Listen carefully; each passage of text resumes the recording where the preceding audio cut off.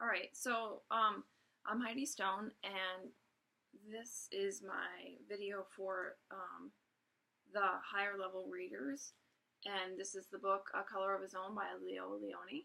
It's about a chameleon that's just trying to figure out where he belongs and trying to find a color that suits him.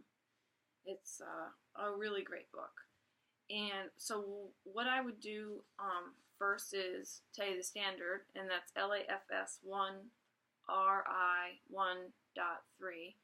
Describe the connection between two individuals, events, ideas, or pieces of information in the text. So, this one I came up with is called a mind's eye strategy, and it teaches them about an overview of the book, and then they have to really think about what they're going to do. So what I would do is first, before I even read the story, I would choose between 10 and 15 key words from the text that have like a strong feeling or emotion, or very distinct images that they could think about. And then I would put those up on the board all out. So between 10 and 15 of those. And then I would give them this very limited, overview about what the book is about.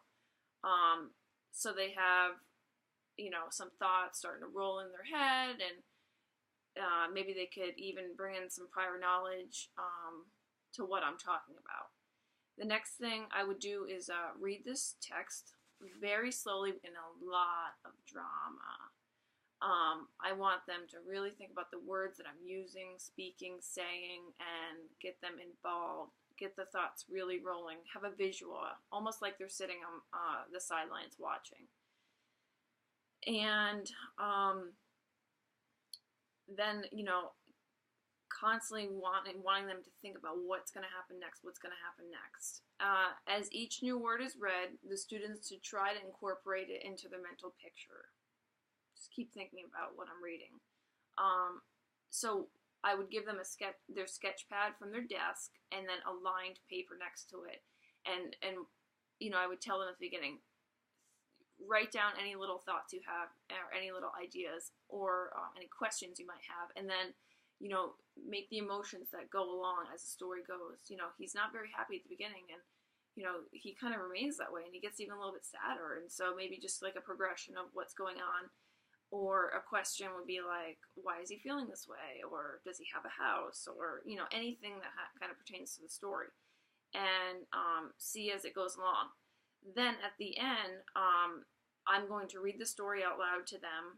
And then I want them to compare it for a second time. And I want them to compare what they have written down as opposed to what really happened in the book. So students will read the book and compare it with their initial thoughts. Then the questions I'm going to ask will be more of a comprehension, and that will serve as the assessment for the text and for the higher level learners.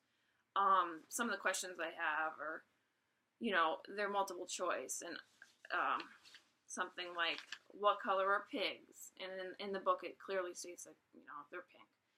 And all animals have a color of their own, except we're trying to figure out, obviously the chameleon has a color of his own.